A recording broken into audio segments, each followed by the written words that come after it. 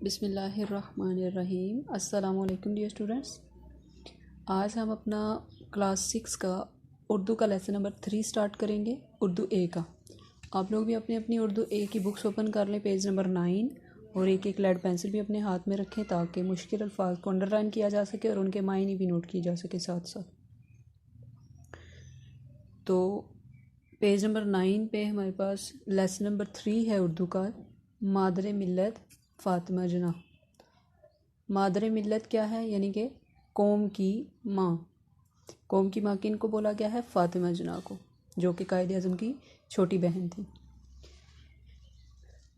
حاصل الفاظ دیکھتے ہیں، پہلے ریڈنگ کرنے سے پہلے ہم حاصل الفاظ کو دیکھ لیتے ہیں ایک نظر، اور آپ لوگ بھی ساتھ ساتھ معنی ضرور لکھتے جائیں۔ پہلا لفظ ہے معتمد، یعنی کہ قابل اعتبار، جس پر اعتبار کیا جا سکتا ہو۔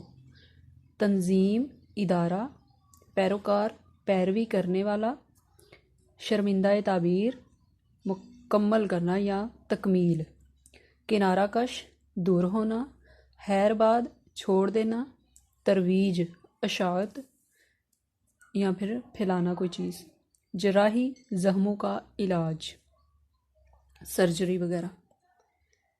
محترمہ فاطمہ جناح 31 جولائی 1893 کو کراچی میں پیدا ہوئیں۔